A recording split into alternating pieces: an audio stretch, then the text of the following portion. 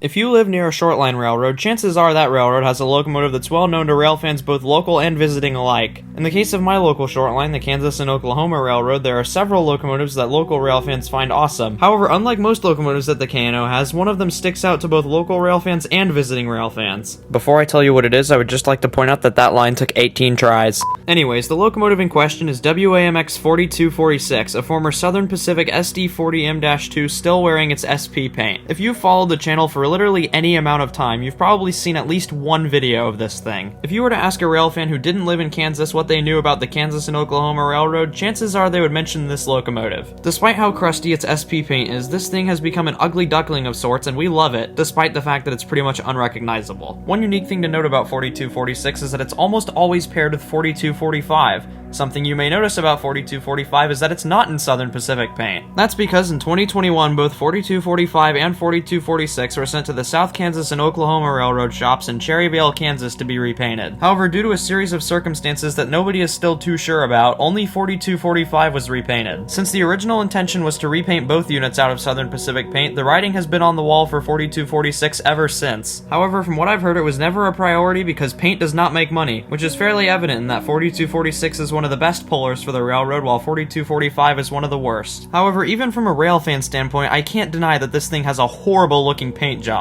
In fact, the only reason it's cool at all is because you can still see the SP lettering on the nose. If it weren't for that, I don't think anyone would know what the history of this locomotive was. Even with the general consensus on the railroad being that paint does not matter, rumors started circulating in early 2026 that the locomotive was destined for repaint sooner than later. As you may be able to expect, I was pretty hesitant to this at first. Until at the end of July, one of my friends sent me this picture. Okay, I know what you're thinking. What's the problem here? It's just in a yard. You see, this is South Yard. South Yard is a yard located in downtown Wichita, Kansas. It's not very big and is definitely not as important as Orient Yard is, but it exists for one main purpose. That one main purpose is to interchange with the South Kansas and Oklahoma Railroad. And if you remember what I said earlier, that's where the locomotive had gone in 2021 to go get repainted. Things were not looking good. However, there was at least some hope to be had. This photo was taken on Sunday, July 26th. The soonest that SKOL runs during the week is on Monday, so I plan to go trackside the next day, Monday, July 27th, to catch SKOL and probably say my final goodbyes to 4246. And so once I had gotten word the next day that SKOL was in town and had started interchanging with K&O, I headed trackside with a heat index of 100 degrees to go catch this thing for one last time. Alright, here we are. St. Francis Street. Seeing 4246 on its final run in SP. Boy, is this bittersweet. Oh, shoot. This is bad sidewalk. I think I just stubbed my toe. But there it is. It smells like EMD here.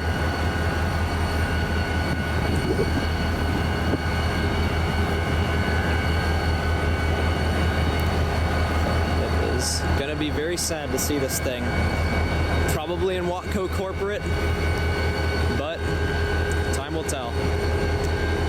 Let's get some photos.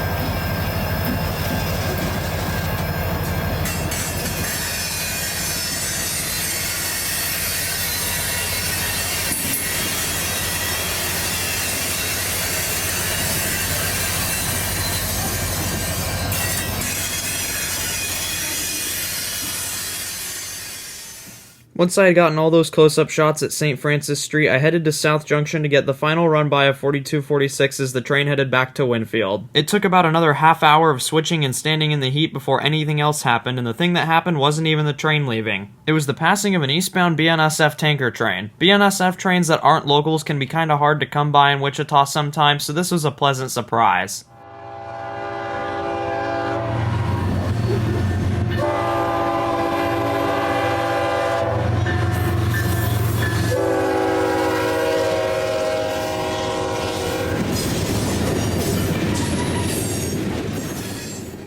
As the tail end of that train was clearing, SKOL did their trademark shove onto the hump and got ready to head back to Winfield. Nothing else was in their way, so they would head straight south after getting onto the hump.